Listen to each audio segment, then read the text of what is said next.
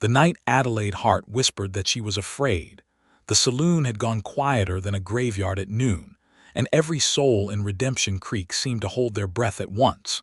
She had not meant for anyone to hear it.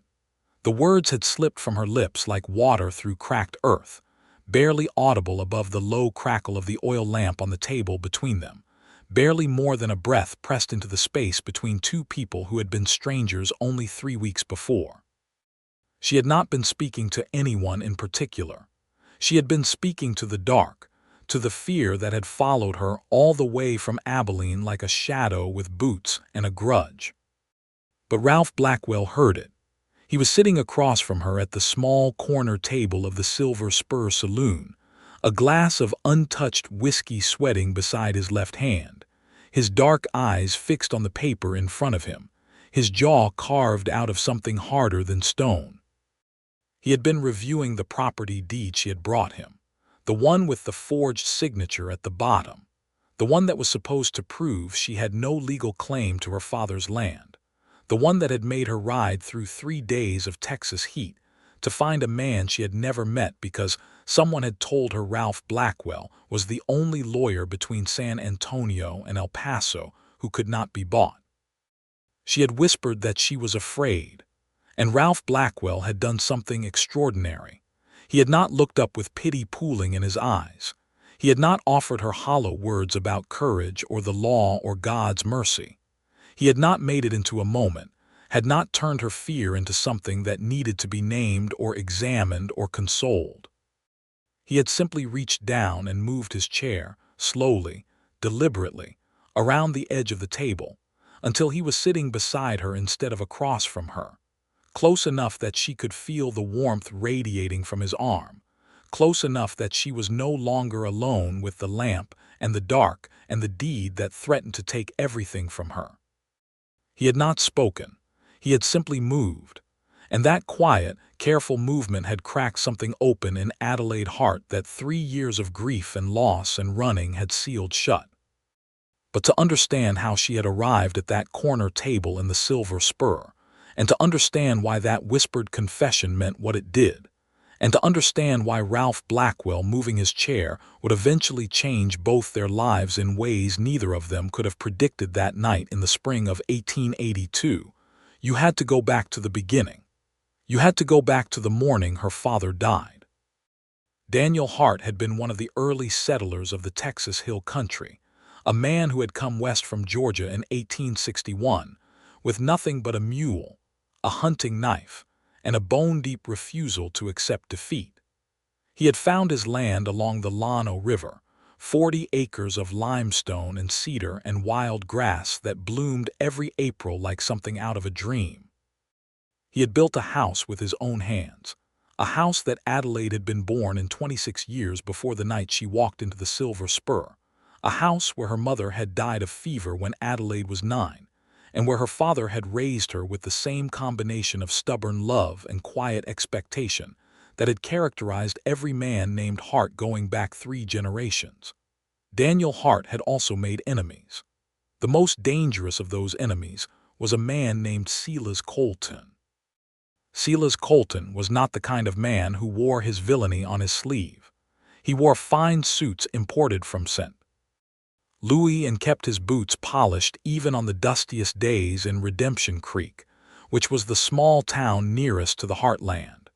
He owned the general store, the grain mill, and a significant piece of the bank, and he smiled at everyone he met with the particular warmth of a man who had learned that a smile was the most effective concealment for ambition.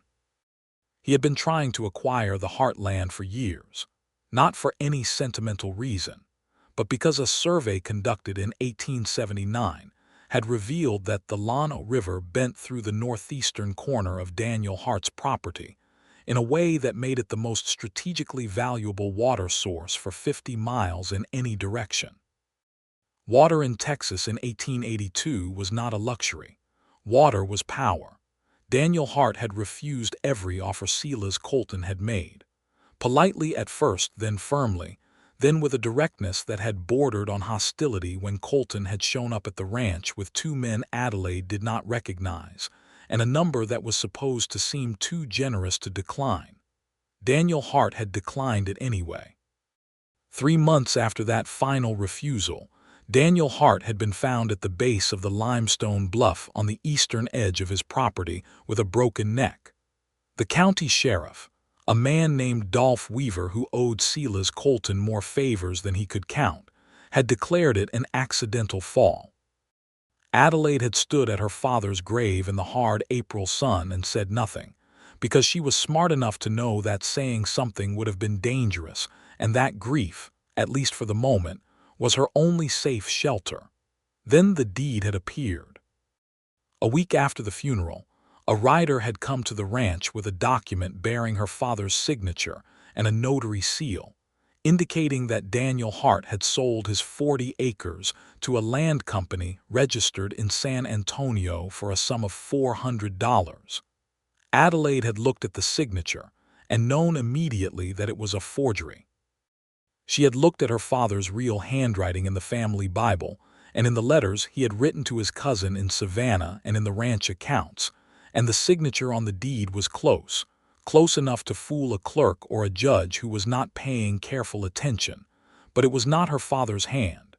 It was a trap, a carefully constructed trap with a forged signature and a dead man who could not contradict it. The land company, she had quickly discovered, was a shell, a name on paper that traced back through 3 layers of ownership to a holding company in San Antonio that was controlled by a man whose name she had recognized immediately once she dug deep enough: Silas Colton. So she had done the only thing she could think to do. She had gone to the county courthouse in the nearest town, and the clerk had looked at her with a sympathy that was entirely useless and told her she would need a lawyer. She had gone to the only lawyer in that county, and he had listened carefully, and then told her gently that it was a very complicated situation, and that the land company had strong standing, and that perhaps a settlement might be the most practical path forward. She had looked at him for a long, silent moment, and then she had asked him directly if he knew Silas Colton. He had not answered, which was itself an answer. She had ridden back to the ranch, packed what she could carry, and spent 2 days asking questions of every person she encountered who seemed like someone who valued truth over convenience. Eventually, in the hot, fly-buzzing interior of a livery stable in a town called Dry Fork, a weathered old man named Crockett, who had once been a territorial judge, had told her about Ralph Blackwell. "He is the only man I know in this part of Texas who has never taken a case he did not believe in and never settled a case he could win," Crockett had told her, spitting tobacco into the straw. "He is difficult and he is not always polite, and he has made enemies of half the powerful men between here and the Rio Grande, but he has never once sold out a client. That is worth more than polite." She had asked where she could find him. "Redemption Creek," Crockett had said. "He keeps an office above the Silver Spur Saloon, which tells you something about the kind of man he is." It had taken her 3 more days to reach Redemption Creek, 3 days of riding alone through the cedar hills and limestone flats with her father's real deed, and a bundle of letters, and the forged document all wrapped in oilcloth in her saddlebag. 3 days of looking over her shoulder at every bend in the trail, because she was not naive enough to believe that Silas Colton did not know she was looking for a lawyer. On the 2nd day, she had been followed. She had noticed the rider at mid-morning, keeping a distance that was casual enough to seem accidental but consistent enough to be deliberate. She had not panicked. She had done what her father had taught her, which was to act as if she had noticed nothing and change her route incrementally in a way that would reveal whether the following was intentional. By mid-afternoon, she had turned north through a dry creek bed, and the rider had turned north too, and that had been enough confirmation. She had made camp that night in a dense cedar brake where the trees were thick enough to hide her fire, and she had not slept much. The rider had not appeared the next day, which was either reassuring or more unsettling, and she had arrived in Redemption Creek as the sun was tilting toward the western hills, dusty and tired, and holding her fear very carefully inside her chest where it would not show on her face.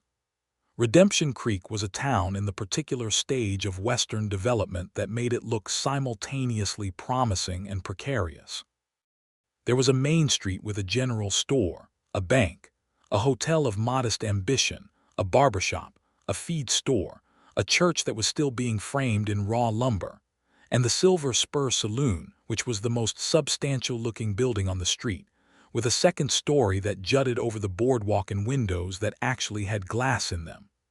Adelaide had tied her horse at the rail in front of the saloon and gone inside and asked the barkeeper for Ralph Blackwell. The barkeeper had looked her over with the careful neutrality of a man who had learned not to make assumptions about strangers and said, "He is upstairs. He does not take visitors after 6 in the evening." He had then looked at the clock behind the bar, which read 6:30. "But his light is still on. You can knock." She had gone up the narrow stairs at the back of the saloon and knocked on the door at the top. Ralph Blackwell had opened it. He was not what she had expected. She had been imagining, based on Crockett's description of a man who had made enemies of powerful people across 2 territories, someone physically imposing, someone whose authority announced itself in the first second. Ralph Blackwell was tall but not enormously so, lean in the way of men who work hard and eat when they can, with dark hair that needed cutting and eyes that were a very unusual shade of gray-green, the color of the Llano River in winter. He was 32 years old, which she would learn later, and he had the kind of face that gave nothing away unless you watched it long enough to catch what moved behind it. He had looked at her, at the oilcloth bundle under her arm, at the dust on her clothes, at something in her expression that she could not have identified herself, and then he had stepped back from the door and said, "Come in." His office was not what the space above a saloon suggested. It was crowded but organized, with shelves of law books along one wall, a desk that was buried under papers, but in a way that implied a system rather than chaos, a map of Texas and the surrounding territories pinned to the wall with various annotations in small, precise handwriting, and 2 chairs positioned at angles to the desk that suggested he was accustomed to sitting with clients rather than across from them in the standard attorney posture of authority. She had sat in one of those chairs and told him everything. He had listened without interrupting, which was unusual. Most men, in her experience, interrupted with questions or with reassurances or with the particular kind of interjection that was really just a way of letting you know they were paying attention without actually paying attention. Ralph Blackwell had sat very still and listened to every word she said, and when she had finished, he had asked 3 questions that were so precise and so directly aimed at the weaknesses in her case that she had understood immediately why Crockett had called him the best. "The notary seal," he had said. "Do you know who the notary was?" She had given him the name. "He is dead," Ralph had said. "Died last November, which is either convenient or deliberate." "We should assume deliberate. The land company is registered in San Antonio," she had said. "I tracked it back to Colton through 3 layers. Can you prove that chain of ownership?" He had been looking at the forged deed now, holding it up toward the lamp, examining something she could not see from where she was sitting. "I have documents. It is traceable if someone has the knowledge to follow it." "What about witnesses? Anyone who was present when your father refused Colton's last offer?" She had given him 2 names. He had nodded slowly. "How much money do you have?" She had told him it was not much. He had looked at the deed for another long moment and then set it carefully on his desk. "This forgery is good," he had said. "Whoever made it had access to samples of your father's signature and took the time to study them. But it is not perfect. The pressure of the pen strokes is wrong, and there is a tendency to loop the letter H in a way your father did not do, based on what you have shown me of his original deed. That is not sufficient by itself, but it is a starting point." That had been 3 weeks ago.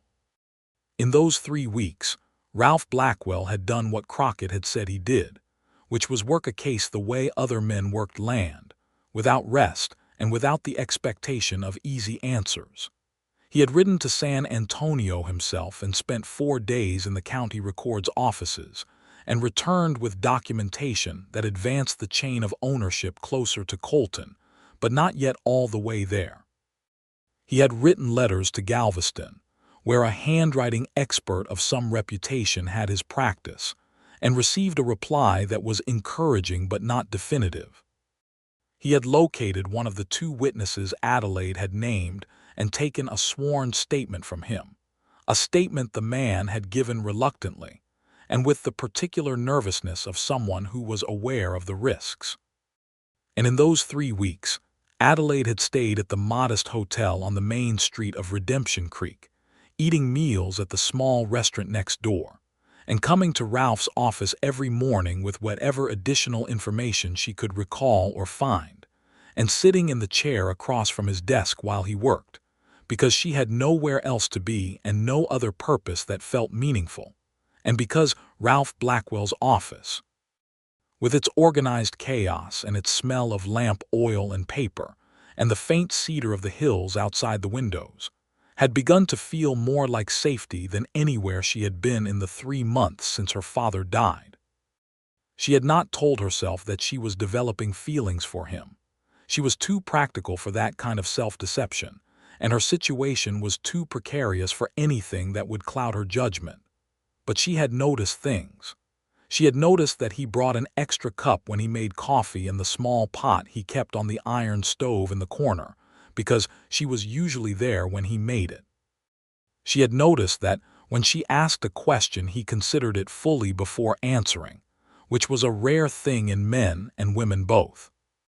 She had noticed that he did not talk about himself unless she asked directly, and when he did he spoke without complaint or embellishment, just the facts of a life that had clearly been hard in ways he had made his peace with.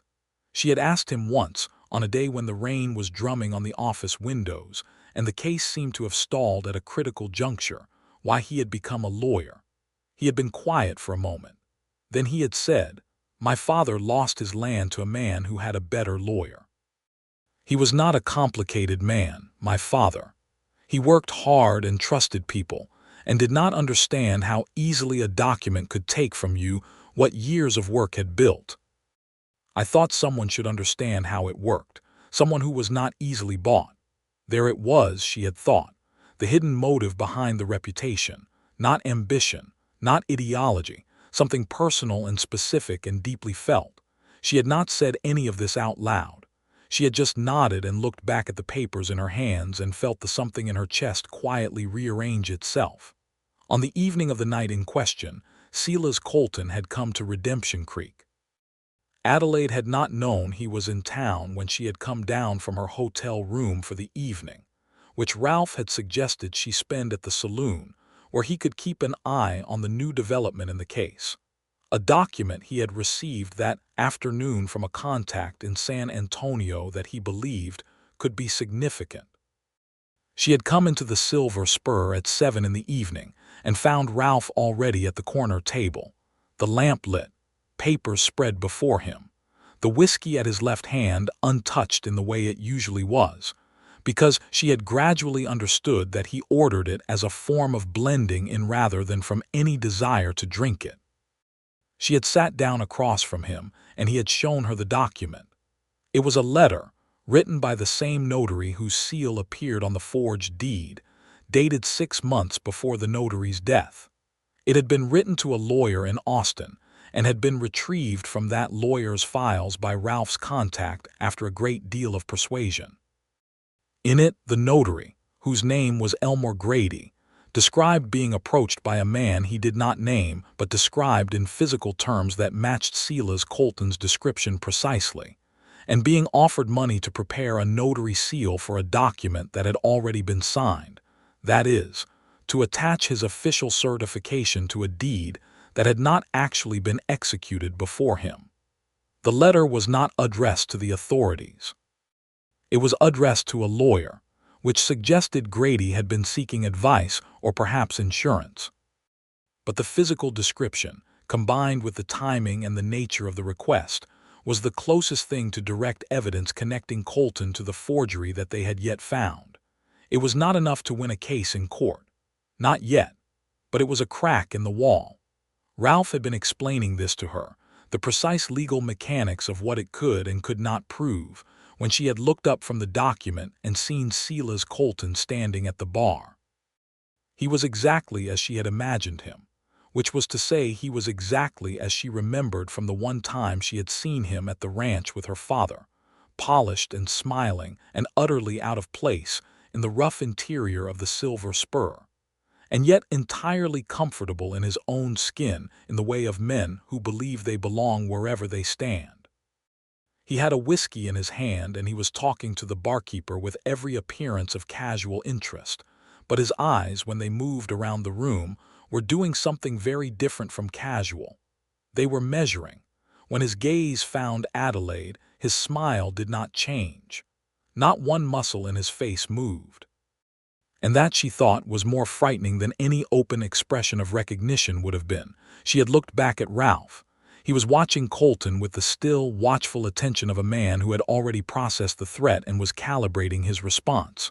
"He knows what the document says," Ralph had said quietly. "He is here because he knows his case is weakening." "What does he want?" she had asked, keeping her voice low. "To see how close we are," Ralph had said.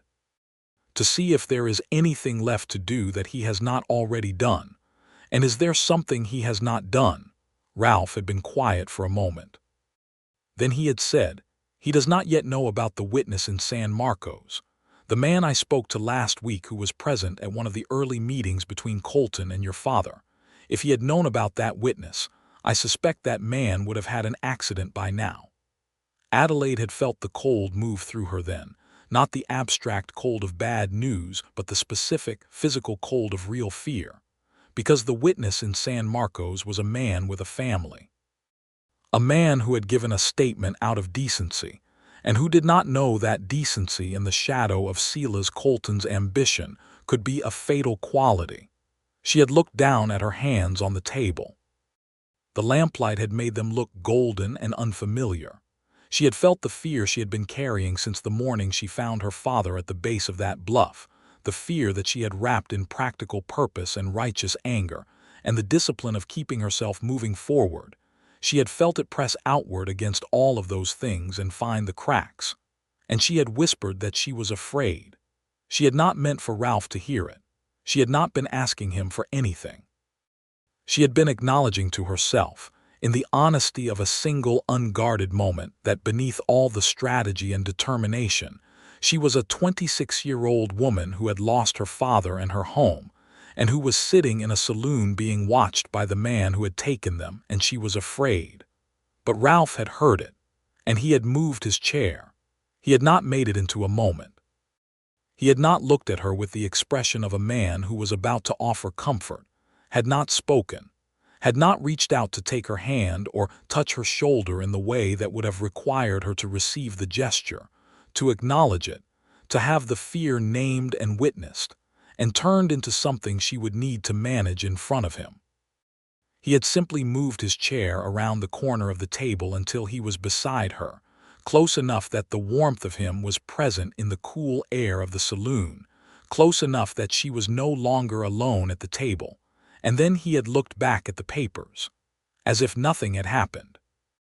As if it were perfectly natural to rearrange the furniture when someone near you was frightened. Adelaide had looked at him for a moment. Then she had looked back at the papers too. Across the saloon, Silas Colton was still at the bar, still smiling, still watching. But something had changed in the room. Something had shifted in the balance of the evening, and it had nothing to do with Colton. It had to do with the 7 inches of space between her arm and Ralph Blackwell's arm, and the extraordinary economy of care contained in the simple act of moving without making it into a moment. She had not cried. She had not needed to, because the fear had not gone anywhere, but it was no longer alone, and that was enough.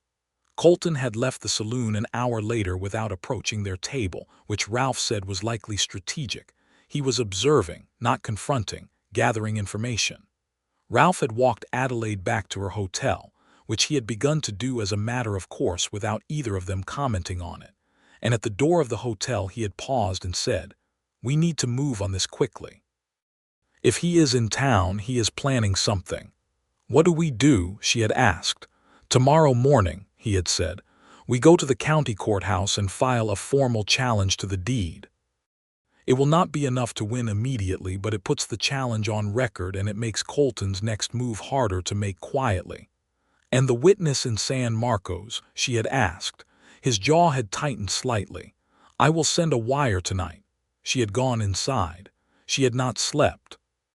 In the morning, Redemption Creek was different in the way that towns sometimes are when something consequential is about to happen, not visibly, not loudly, but in the particular quality of the air, the way people moved a little more carefully, the way conversations at the feed store stopped when Adelaide walked past.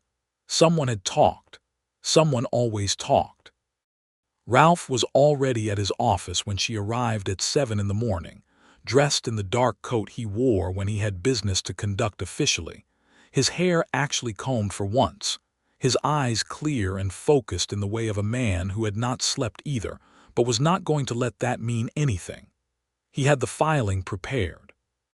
A formal legal challenge to the validity of the deed claiming transfer of Daniel Hart's 40 acres, supported by affidavit of the heir, documentation of the original deed's recording date, and a preliminary argument about the irregularities in the forged document's notary certification. It is not everything, he had told her, but it is the right move. They had walked to the courthouse together, which was a 2-story building on the eastern end of the main street, with a proper flag out front, and a clerk inside, who had the expression of a man who had seen too much of what people did to each other over land and money. The clerk had taken the filing with professional neutrality and stamped it and given them a receipt, and Ralph had held the receipt for a moment before folding it carefully and placing it in his coat pocket with the expression of someone who has just made an irreversible commitment. Outside the courthouse, standing at the bottom of the front steps, was one of the men who had been with Silas Colton at the Hart Ranch on the day of the final refusal. He was a broad-shouldered man with a hat pulled low and the particular stillness of someone who is not there by accident. He had looked at Ralph, and then at Adelaide, and then back at Ralph, with an expression that communicated the message it was intended to communicate. Ralph had looked at him without changing expression, and then put his hand very briefly on the small of Adelaide's back, steering her toward the other side of the street, just light pressure and a direction, and then his hand had dropped. "Is watching," Adelaide had said. "Yes," Ralph had agreed, "which means Colton knows about the filing within the hour. Is that bad?" "It accelerates things," Ralph had said. "It is not necessarily bad. It may force him to make a move before he is fully ready. And if his move is against the witness," Ralph had stopped walking. He had been quiet for a moment that stretched long enough to be uncomfortable. "I sent the wire last night," he had said, "but I need to go to San Marcos myself." "The wire is not sufficient." "Then go," she had said. He had looked at her. "You will be alone here." "I have been alone before," she had said, and meant it more ways than one. Something had crossed his face then, too fast for her to name it, but present enough that she had filed it away. "I will be back by Thursday," he had said. "Stay in the hotel. Do not go to the land office or the courthouse alone. If Colton approaches you, be civil and say nothing." "I know," she had said. "I know you know," he had said, and that was different from just knowing. He had left on Tuesday, and it was a long 2 days. Adelaide spent them in a kind of suspended state, ordering her meals at the restaurant and walking the short distance to and from the hotel with her eyes open and her thoughts occupied. On the first evening she sat at the small writing desk in her hotel room and wrote letters, one to her father's cousin in Savannah who had offered to take her in, and whom she had politely declined because she was not willing to run, one to the friend of her father who had given Ralph the original referral, and one that she did not send to anyone. That was really just a way of putting words to the things she had been noticing about herself since the night at the corner table when Ralph had moved his chair. She had written, in that letter, something along these lines, that she had not expected to feel safe in the middle of all of this. That safety, when it came from another person, was something she had been suspicious of for a long time, because, in her experience, it was usually conditional or deceptive, or at minimum temporary. That Ralph Blackwell offering it without making it into a currency was disorienting in the best possible way, and that she thought this was probably significant but was not yet sure what she was supposed to do with it. She had folded the letter and put it in the back of the Bible in her hotel room, where she kept the things she was not ready to lose, but was not ready to examine either. Ralph came back on Thursday morning, earlier than she had expected, riding into Redemption Creek at dawn when the sky was still copper at the edges. Adelaide was at the window of her hotel room, unable to sleep again, and she saw him come up the main street, and something in her chest did the thing it had been doing with increasing frequency whenever she saw him, which was to rise slightly, like bread. She met him on the boardwalk in front of the hotel. He had ridden hard, she could see that. His coat was dusty, and his eyes had the particular focused tiredness of a man who had pushed through something. "The witness is safe," he said without preamble. "I moved him and his family to his brother-in-law's property outside Austin. Colton's man came to San Marcos the same day I arrived. I was already there, it was close." Adelaide let out a breath she had been holding for 2 days. "Thank you," she said. Ralph looked at her. "He gave me something else," he said. "The witness." A letter, written in his own hand, describing in full detail a conversation he had with Silas Colton in February of 1881, in which Colton stated explicitly that the Hart land would be his before the end of the year, by whatever means were necessary. It is not signed by Colton, but combined with Elmore Grady's letter and the chain of ownership documents and the forgery analysis from Galveston, which arrived while I was gone by the way. It is enough. It is enough to take to a judge. Adelaide stood very still for a moment. "It is enough," she said. "It is enough," Ralph said.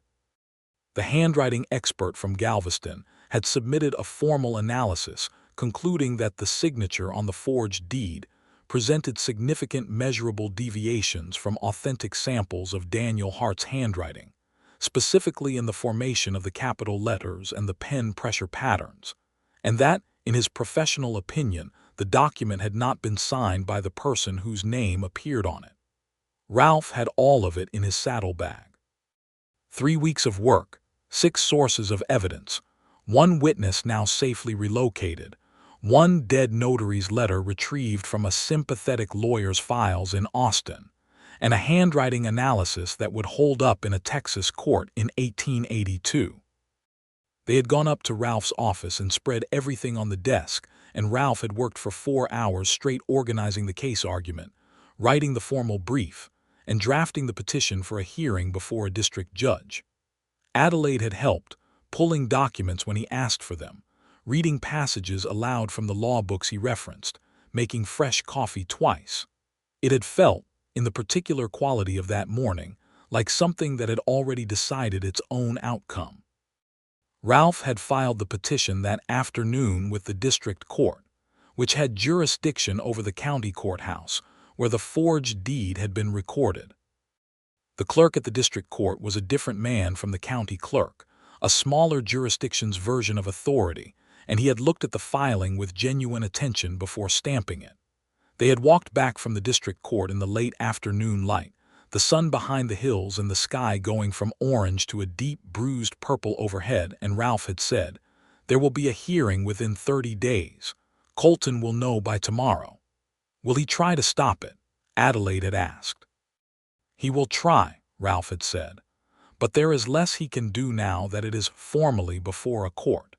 He cannot make a legal proceeding disappear as easily as he can make a forged deed appear." "He could still hurt people," Adelaide had said. "He could still try to reach the witness in Austin." "The witness in Austin is aware of the risk," Ralph had said, "and he has made his own arrangements. He is not a man who frightens easily, it turns out." They had stopped on the boardwalk in front of the Silver Spur, the same boardwalk where 3 weeks ago she had stood dusty and exhausted and afraid, and Ralph had looked at her with something in those gray-green eyes that was different from the careful professional attention he usually directed at her. "Adelaide," he said. She had waited. "I need to tell you something that is not about the case," he said. The evening air was warm and smelled of cedar and horse and the faint sweetness of the wild plum trees that grew along the creek behind the main street. A couple of men came out of the saloon and pushed past them on the boardwalk, nodding at Ralph without registering Adelaide's presence. "Tell me," she said. Ralph looked at the street for a moment. Then he looked back at her. "I have been a lawyer for 7 years," he said. "I have taken cases that mattered to me before. But I have never, before this, found myself thinking about a case at 2 in the morning because I was worried about the person and not the argument." He paused. "I want you to know that, before anything else happens. I want you to know that the distinction matters to me."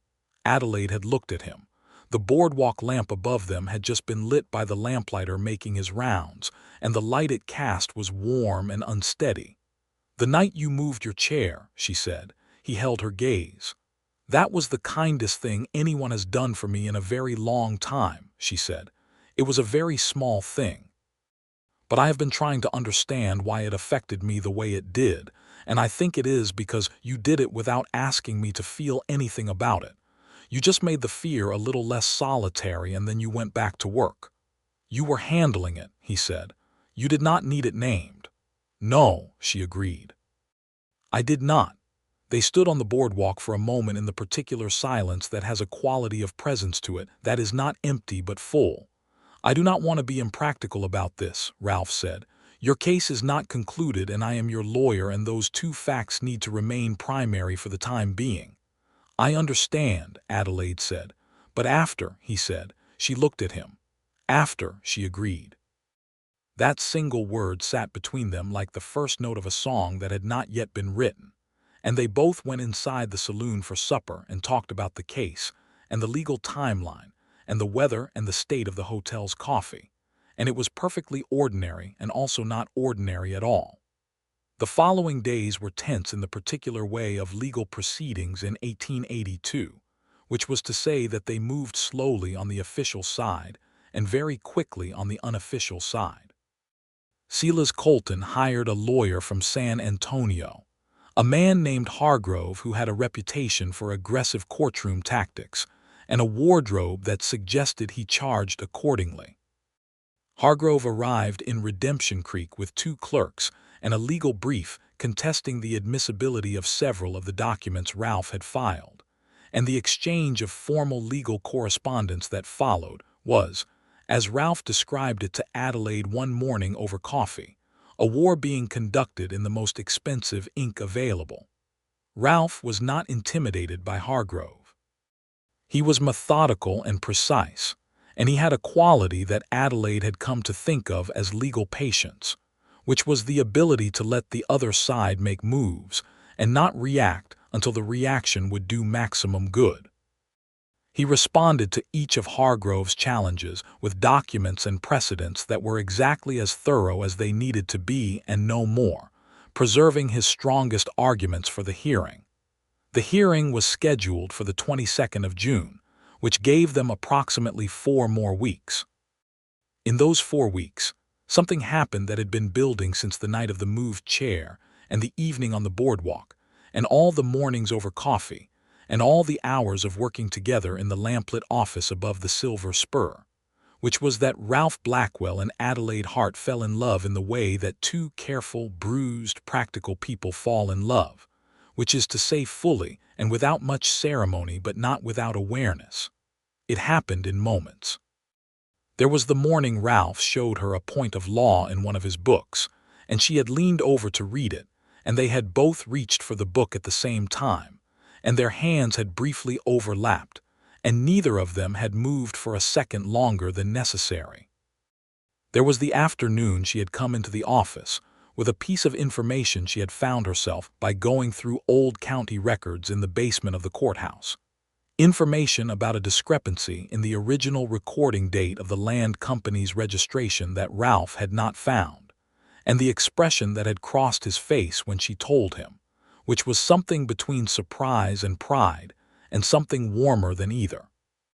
There was the evening they had walked along the creek behind the main street after supper, because the evening was too fine to waste indoors, and they had talked for the first time about things that had nothing to do with the case. about his childhood in East Texas and her childhood along the Llano River, and the books they had both read, and the way the hill country looked in early morning when the deer were still at the creek, and the whole world seemed to have been freshly made. There was the moment, small and enormous, when he had said something that made her laugh, a real laugh, the kind she had not produced in months, and he had stopped talking and watched her laugh with an expression she had not missed, an expression of quiet, unguarded wonder, as if her laughter were something he had not expected to be as significant as it was. She had caught him watching, and he had not looked away. "What?" she had said. "Nothing," he had said. "Just that I had not realized." He had not finished the sentence. Realized what? She had asked. That this was what the after was going to look like, he had said. Adelaide had felt the warmth of that move through her in a wave. She had taken his hand then, walking along the creek in the warm June evening, the water low and clear over the limestone, and the cedar trees dark against the sunset sky. He had looked at their joined hands for a moment, and then he had threaded his fingers through hers in a gesture so natural and so deliberate at the same time that she had understood it was not an impulse but a decision. They had walked along the creek for another hour without letting go. The hearing was on a Thursday. The district courtroom was in a larger town called Hartwell, a 20-mile ride to the north, and Ralph and Adelaide had ridden out on Wednesday to be there in time, staying at Hartwell's considerably better hotel, and having supper in the dining room where Ralph had ordered wine, which Adelaide had not expected, and which had felt like a small celebration of something that had not yet happened, but that both of them believed was coming. The courtroom was plain in the way of frontier justice, wooden benches, a high bench for the judge, a pair of tables for the opposing lawyers, and a gallery that on this particular Thursday morning had more people in it than Adelaide had expected. Some of those people she recognized. The barkeeper from the Silver Spur was there. The old man named Crockett who had given her Ralph's name was there, which surprised her. Several men she did not recognize who had the look of people interested in the precedent. And Silas Colton was there, seated behind Hargrove, his suit immaculate, his expression composed, his eyes holding that particular quality of confident stillness that she had hated for 3 months. Ralph sat beside her at the plaintiff's table for a brief moment before the hearing began and said, very quietly, "Whatever happens in the next few hours, I need you to know that you did this. You found the documents. You knew the handwriting was wrong. You rode across 3 counties alone to fight for what was yours. I was just the instrument." Adelaide had looked at him. "You moved your chair," she had said. He had not understood the full weight of what she meant, or perhaps he had and simply received it quietly, which was his way. He had just nodded and turned to face the bench. The judge was a man named Crawford, a district judge of some 20 years' experience, who had the face of a man who had seen every variety of human dishonesty, and had developed an immunity to being surprised by it, but not an immunity to being angered by it. He had read the briefs in advance, which was evident from the precision of his questions.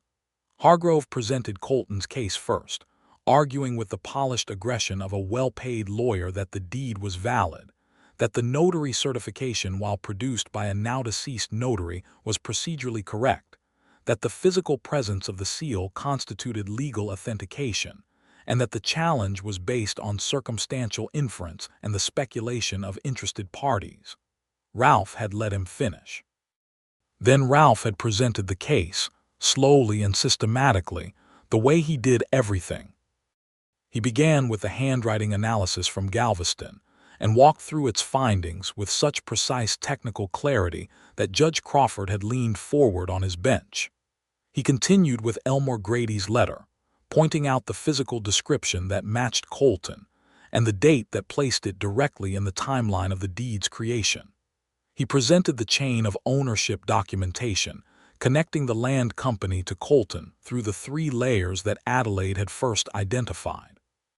He introduced the witness statement from San Marcos, the man's sworn account of Colton's February 1881 conversation, and the additional letter the witness had provided. And then he produced the registration discrepancy that Adelaide had found in the county record's basement. The fact that the land company's registration in San Antonio was dated 2 weeks after the date printed on the forged deed, which made it legally impossible for the company to have purchased land it did not yet legally exist to purchase. That last piece had been entirely Adelaide's discovery. There was a silence in the courtroom when Ralph finished presenting it. Hargrove rose and objected to the registration discrepancy on 3 different grounds, each of which Ralph addressed with a brevity that made the objections seem not merely incorrect, but slightly embarrassing. Judge Crawford looked at Silas Colton for a long moment. Then he asked Hargrove to explain how a land company could execute a purchase deed 2 weeks before its own legal registration. Hargrove explained. His explanation was lengthy and not persuasive. Judge Crawford asked him to try again, more directly. The second explanation was shorter and no more persuasive. Judge Crawford looked at the papers before him for what felt like a very long time. Adelaide was sitting very still. She was not afraid in the way she had been in the saloon 3 weeks before.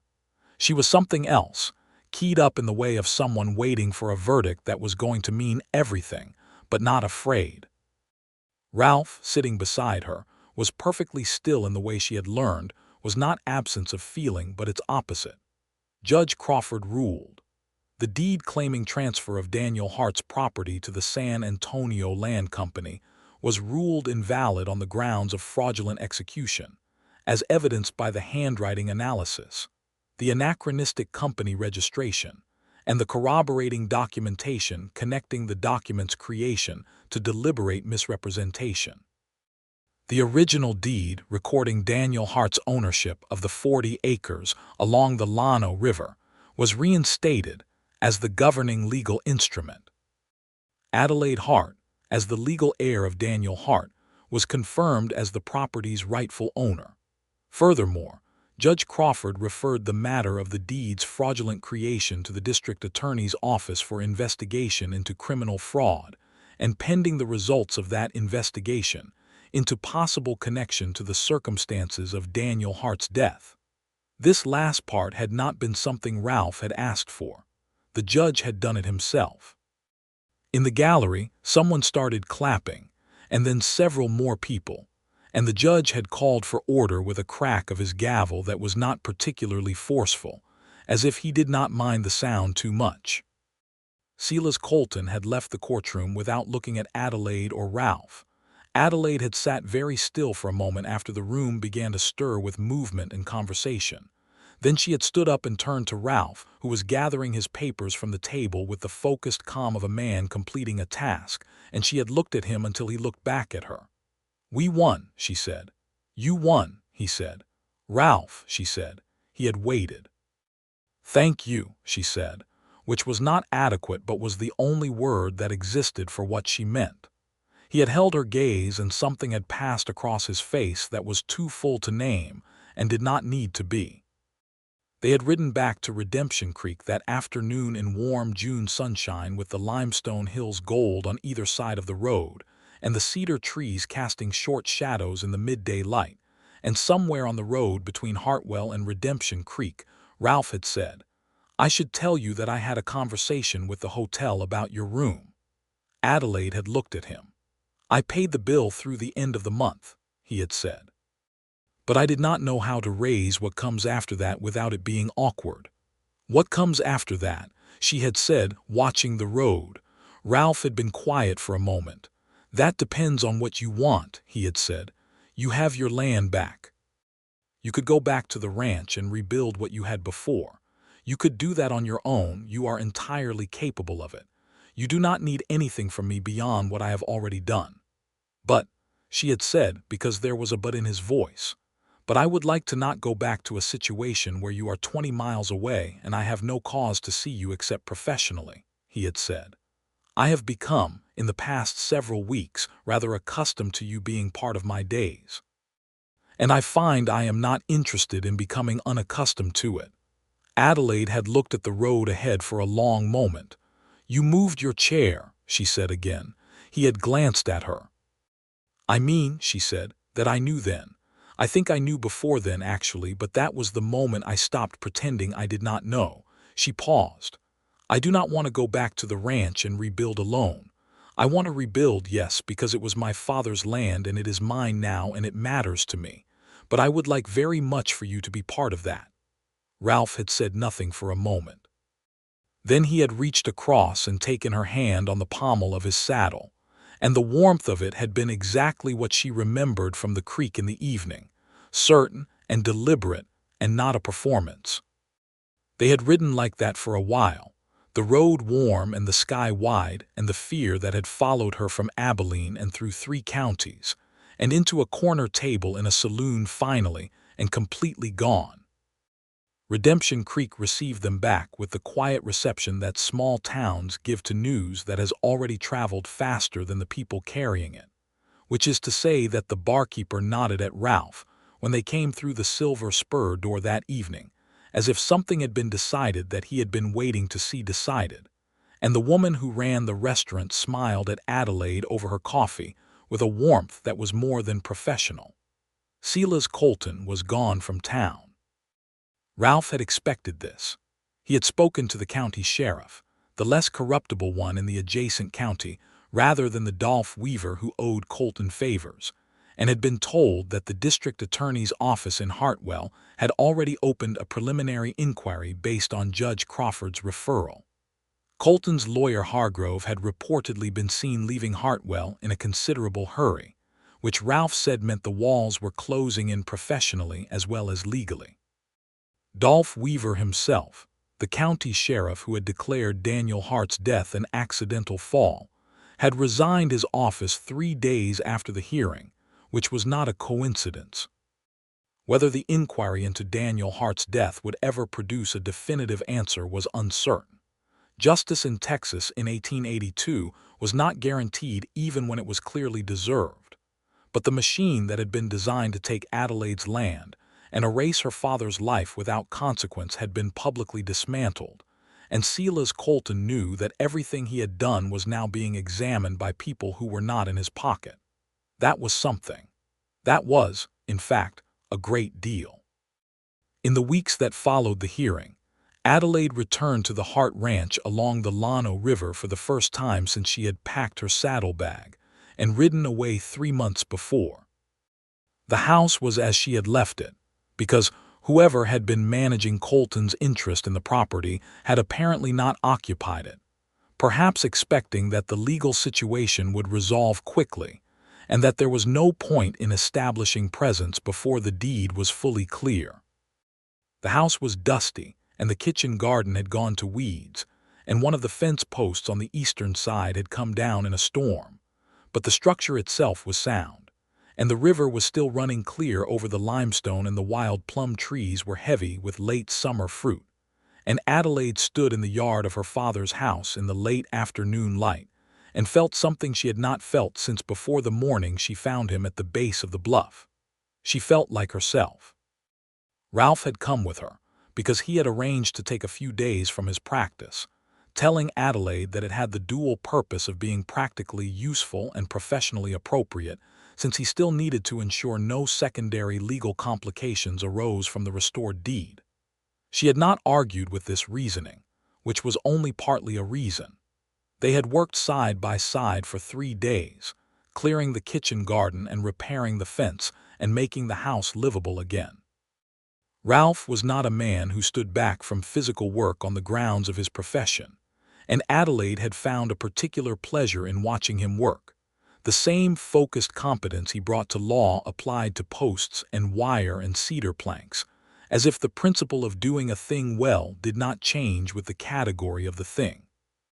On the 3rd evening they had sat on the porch in the warm dusk, the river audible in the distance, the fireflies just beginning in the cedar brake beyond the yard, and Adelaide had felt the fullness of the moment, her land around her, the fear gone, the future visible for the first time in months, and Ralph beside her in the particular way he always was, present without demanding, warm without performance.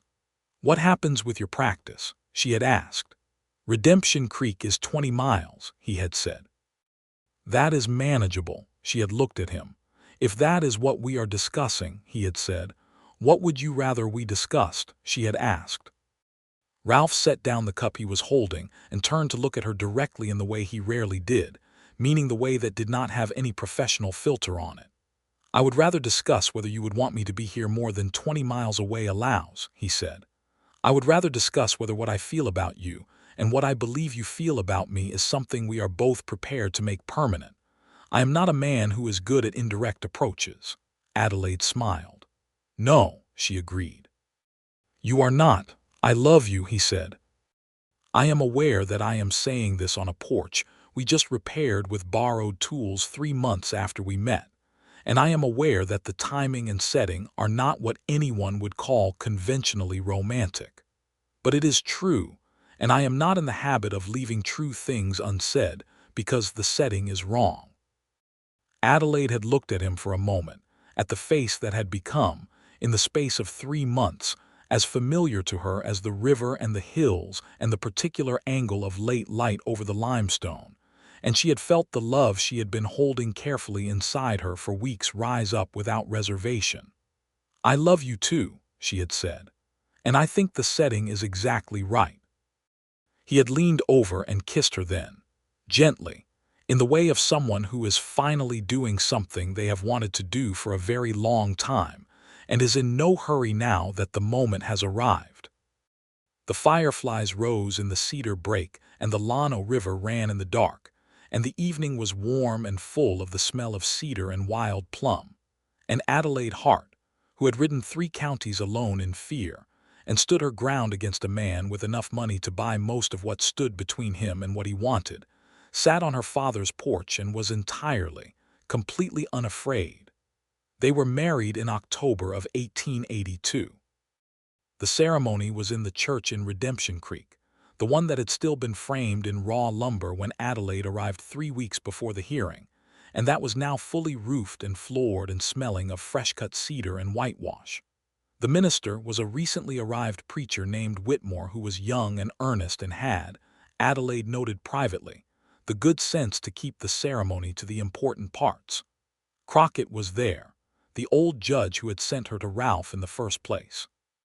He sat in the second pew with the expression of a man watching something he had quietly been hoping for come to pass. The barkeeper from the Silver Spur was there. The woman from the restaurant was there. Several of the ranchers from the surrounding hills were there, men and women who had their own long history with the Heartland and who knew what its restoration meant. Ralph stood at the front of the church in a coat that was actually pressed, an event Adelaide would later tease him about, and watched her come down the aisle with an expression that she wanted to memorize and keep for the rest of her life, open and unguarded and warm in a way she had not known him to be for anyone else.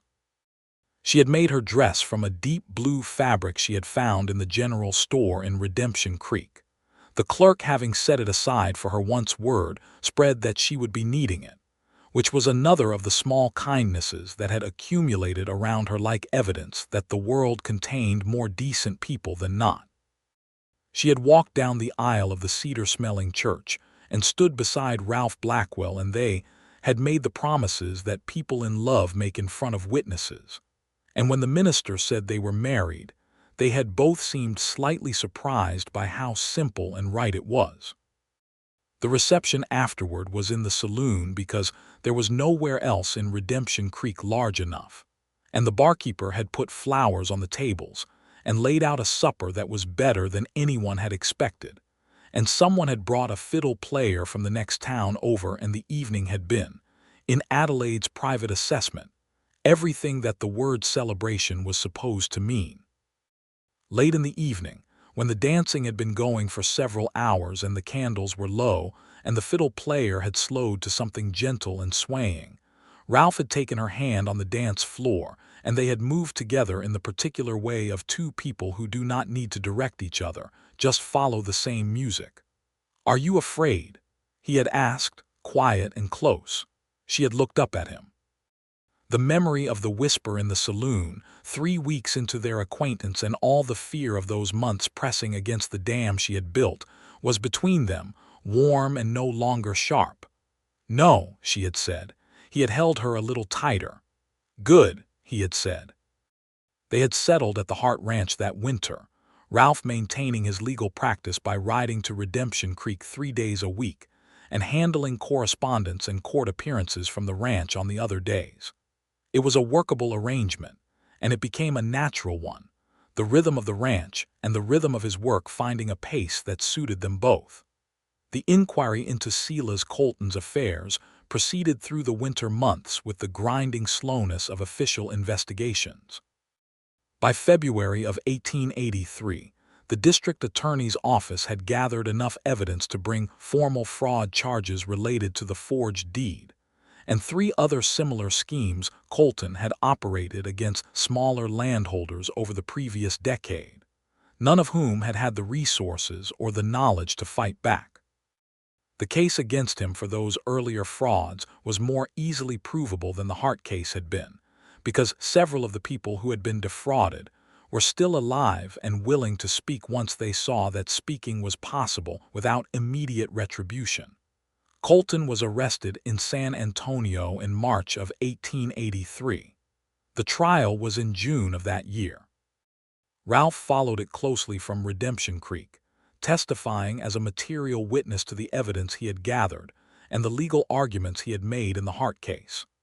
The judge in the Colton trial was not Crawford, but was a man of similar temperament, which was to say he did not find fraud amusing, and Colton was convicted on 2 counts of fraudulent execution of property deeds and sentenced to 7 years in the state penitentiary. The investigation into Daniel Hart's death ultimately produced a finding of inconclusive evidence, which was the most likely outcome, and the one Ralph had warned Adelaide to expect. There were men who had knowledge of what had happened on that limestone bluff and who were not willing to speak, and without their testimony, the physical evidence could not support a murder charge. It was one of the injustices that the law in its current form could not fully remedy, and Adelaide had sat with that knowledge in the kitchen of her father's house and wept for the first and only time, not because she had not known it was likely, but because knowing and receiving were different things. Ralph had sat beside her at the kitchen table. He had not moved his chair this time. He had pulled it all the way around and put his arm around her and let her cry and said nothing, because there was nothing to say that the grief did not already know. When she was done, he had made coffee and they had sat together in the kitchen, with the morning light coming through the window, and Adelaide had looked at the room her father had built with his own hands and felt both the loss and the love of it, and understood that those 2 things were going to live side by side for the rest of her life, and that this was not a tragedy but a kind of grace. In the spring of 1883, Adelaide discovered she was expecting a child. She had told Ralph on a morning in April when the wild plum trees along the creek were in full bloom, white blossoms against the clear sky, and the river was high from spring rain, and the whole hill country was the particular brilliant green that it only achieved for a few weeks in April before the summer bleached it gold. She had been sitting at the kitchen table when he came in from the barn, and she had simply looked at him and said, "I have something to tell you." He had sat down immediately, which was his way with things that mattered, clearing everything else aside and being fully present. She had told him. The expression that crossed his face was one she had never seen before, not the controlled professional attention, not the open warmth she had come to know in private moments, but something new, raw and genuine and slightly overwhelmed, the face of a man encountering the full weight of a future he had hoped for but had not quite let himself believe in. He had reached across the table and taken both her hands. "Adelaide," he had said, and then nothing else for a moment. "Are you all right?" she had asked. "I am better than all right," he had said. "I am utterly unprepared and completely certain." She had laughed, the real laugh, the one that had made him wonder that evening by the creek, and he had laughed too, and they had sat at the kitchen table in the April morning with the plum trees blooming outside and the river high and running, holding onto each other's hands. Their son was born in November of 1883. The birth was attended by the doctor from Redemption Creek, who came out to the ranch with his bag and his steady manner, and who told Adelaide afterward that it had been as uncomplicated as these things ever were, which was his way of saying difficult but manageable. Ralph had paced the porch for 4 hours, which the doctor said was entirely normal, and which Ralph disputed, insisting that 4 hours of pacing was not normal for a person with any capacity for rational thought. Adelaide had looked at the small, red-faced, furiously alive person in her arms, and felt something she had not known was waiting inside her, a love so specific and so fierce that it reorganized everything she thought she understood about what mattered. They named him Daniel for her father. Ralph held his son for the first time with the same careful precision he brought to important documents, meaning he held him as if the whole world depended on doing it correctly, and the baby had looked up at him with the unfocused seriousness of newborns, and Ralph had said, very quietly, "Hello, Daniel Hart Blackwell," and Adelaide had thought that if she had needed any further evidence that she had made the right choices, here was evidence that settled the question for all time. Crockett came out to the ranch to meet the baby in December, riding the 20 miles from Redemption Creek with a gift of his own selection, which turned out to be a small but complete collection of law books that he said young Daniel would need eventually, and that it was never too early to start a library. Ralph had looked at the books with an expression that was both amused and genuinely touched. "You are already setting expectations," Ralph had told the old man. "Good lawyers do not emerge from nothing," Crockett had said, looking at the baby with the expression of someone making a long-term investment. Adelaide had served them coffee in the parlor her father had built and watched the two men who had, in different ways, been the architects of everything she now had, talking about the law and the territory and the changes coming to Texas as the decade turned, and felt the house around her as it was meant to be felt, warm and inhabited, full of voices. The ranch grew over the following years. Ralph reduced his trips to Redemption Creek as his practice transitioned increasingly to circuit work, riding out to represent clients across a broader territory as his reputation grew. Adelaide ran the ranch with the same combination of practical intelligence and stubborn determination that had always characterized the Hart family, hiring 2 ranch hands in 1884 and a cook in 1885, when the work expanded past what the two of them could manage while Ralph was traveling. The ranch hands were a young man from Mexico named Carlos, who was 20 years old and had come north looking for work that paid fairly and treated him with basic human dignity, and an older man named George who had been born into slavery in Georgia and had come west after emancipation, carrying the history of everything that had been done to him, with a quietness that Adelaide recognized as the particular form of strength that comes from surviving what should not have to be survived. She had been direct with both of them about wages and conditions, and had not made the bargain contingent on anything other than honest work, which was the way her father had always operated, and which she considered not generosity but decency, which was different. Ralph had come home from a 3-week circuit in early 1885 to find the ranch running with a smooth efficiency that made him stop in the yard and look around with an expression of undisguised admiration. "You have built something," he had said. "We have built something," Adelaide had corrected. He had accepted this correction with the small smile that was his version of concession. In the summer of 1886, Adelaide was expecting again. She told Ralph on an evening in June, sitting on the porch in the warm dusk with Daniel, now 2.5 and possessed of a verbal fluency and physical fearlessness that kept both of his parents in a state of affectionate alarm, asleep upstairs. Ralph had looked at her in the lamplight coming through the porch window and said, "Another one." "Another one," she had confirmed. He had reached over and taken her hand on the porch railing. "Good," he had said. "Good," she had agreed. Their second child, a daughter, was born in February of 1887. They named her Clara, for Ralph's mother, a woman Adelaide had never met but had come to know through the careful way Ralph spoke of her on the evenings when he talked about his past, a woman who had been kind and practical in the way of women who had to be both. Clara was, from the first weeks, entirely different from her brother.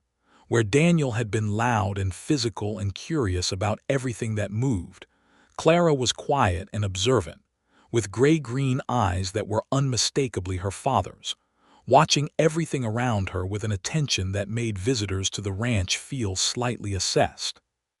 "She is going to be a lawyer," Crockett said when he met her, with exactly the same certainty he had expressed about Daniel. "She is 3 weeks old," Ralph said. "Good lawyers start early," Crockett said. Adelaide had laughed and Crockett had looked pleased with himself. The years of the late 1880s were good years for the Hart Ranch. The Texas Hill Country was changing. The frontier was closing. The railroad had come through the county by 1887, and with it, the particular combination of opportunity and disruption that railroads brought: new markets for cattle and goods, new people arriving with new ideas, the old way of things shifting under pressure from the east, and from the growing ambitions of a territory that would become a full state with its own complexities. Ralph's legal practice grew with the territory's growth. He argued cases in Austin twice in 1888 and once in 1889, cases that had consequences for land rights and water rights, and the legal status of agreements made between Anglo settlers and the families, both Mexican and native, who had been on the land before the Anglo settlement began. He did not win all of them. The law in Texas in the 1880s was not written to produce just outcomes for everyone, and Ralph Blackwell, for all his skill and his refusal to be bought, was working within a system whose foundational injustices were older and deeper than any individual case. But he argued what he believed and refused what he did not, and in the hill country and beyond it, his name came to mean something specific and reliable. Adelaide had her own reputation, quieter but no less solid. The ranch she ran was productive and well managed, and she treated the people who worked for her with a consistency and fairness that became known in the surrounding community as the Hart Standard. The term Carlos used to describe it when talking to other ranch hands at the Redemption Creek feed store, and the term had stuck. On a warm evening in September of 1889, Adelaide and Ralph sat on the porch of the house Daniel Hart had built in 1861, with the river audible in the distance, and the cedar trees dark against the late sky, and the 2 small children asleep inside. And Adelaide looked at the land around her, the 40 acres of limestone and wild grass and cedar and river that her father had come west with nothing to build. And she thought about the woman who had ridden into Redemption Creek in the spring of 1882, dusty and alone, and carrying a fear she could not name out loud. She thought about the corner table and the silver spur. She thought about the lamp between them and the forged deed and Silas Colton at the bar with his polished boots and his measuring eyes. She thought about the whisper she had not meant anyone to hear. She thought about a man moving his chair without making it into a moment. "Ralph," she said. He looked at her from the neighboring chair. "Do you remember the night in the saloon?" she asked. "The first week I was in Redemption Creek." He considered this. "I remember all of it," he said. "Which part?" "When I said I was afraid," she said, "and you moved your chair." He was quiet for a moment, looking at the dark hills. "I remember," he said. "Why did you do it that way?" she asked. Without saying anything, without making it into a moment, Ralph was quiet for a while.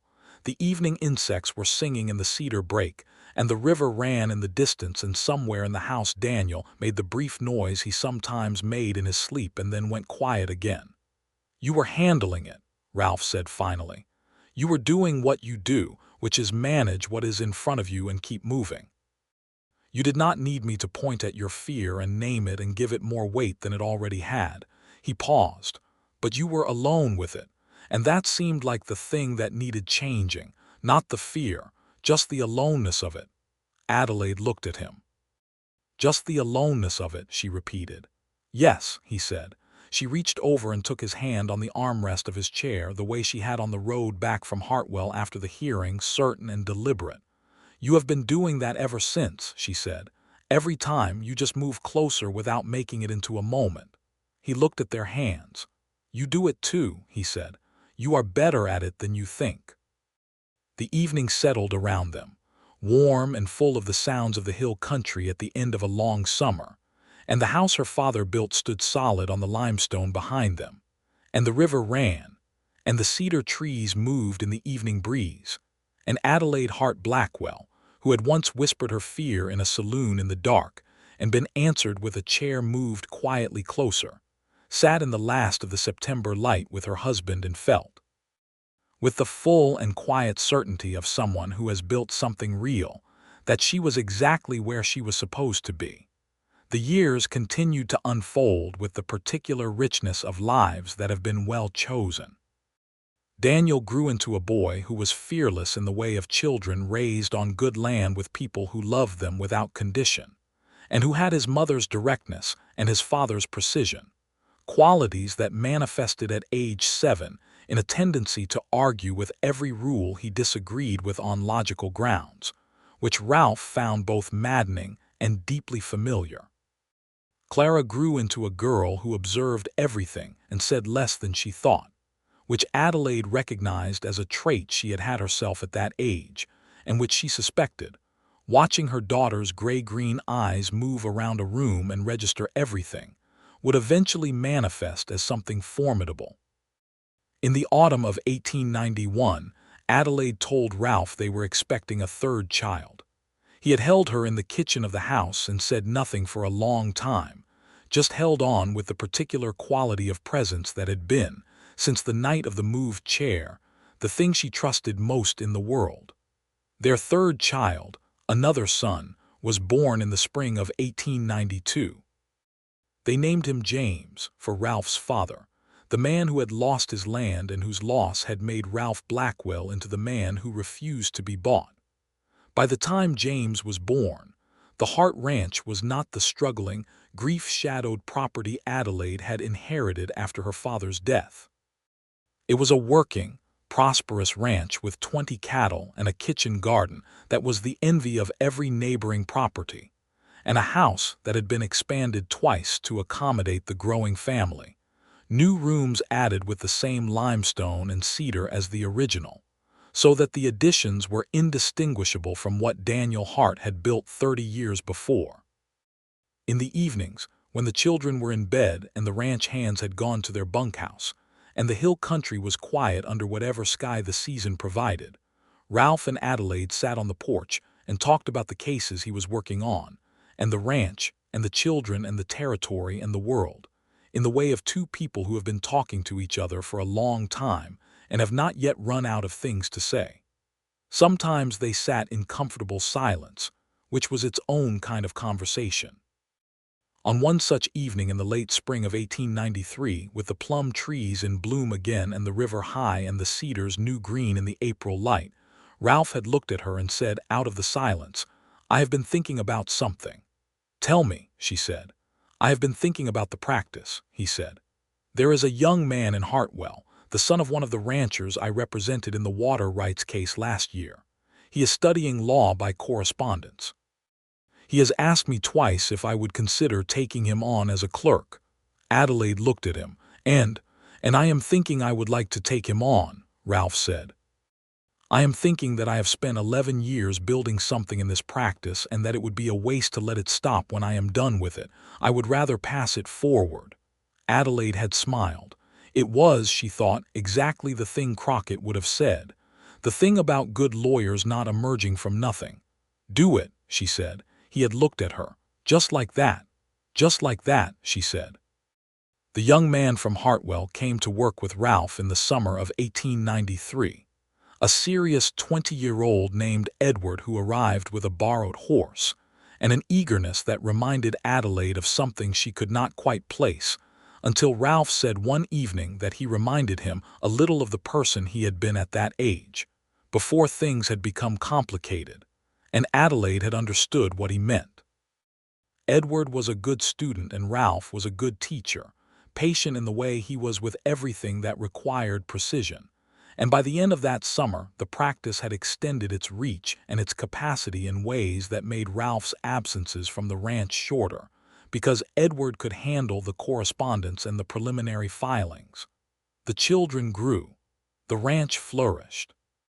The hill country changed around them with the changing decade, more fences, more roads, the railroad depot and the nearby town that was no longer small and could no longer quite be called a frontier town in the same way it had been in 1882. Redemption Creek grew too. The Silver Spur Saloon was still there, under the same barkeeper who had sent Adelaide upstairs to knock on Ralph's door 11 years before. The church that had been framed in raw lumber was now the oldest established church in the county.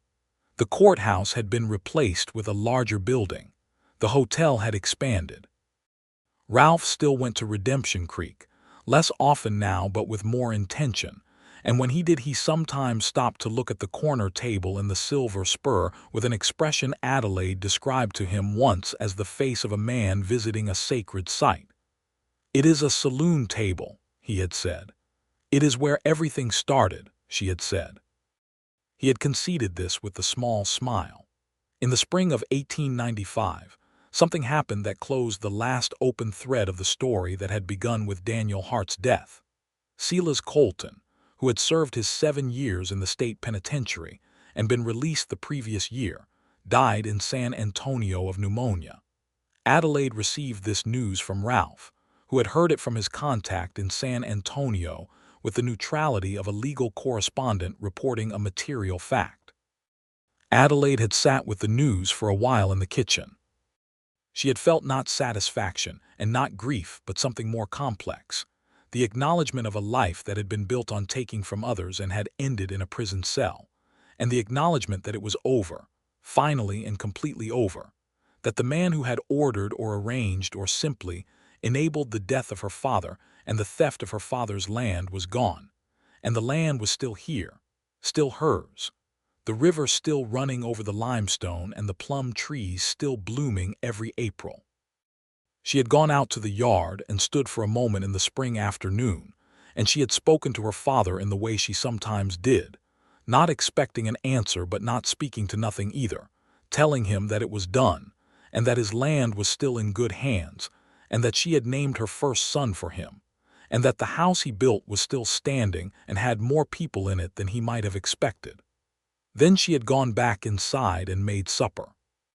Ralph had come in from the study where he had been working with Edward and found the kitchen warm and fragrant, and Adelaide at the stove with the particular settled quality about her that he had learned to recognize as her version of peace.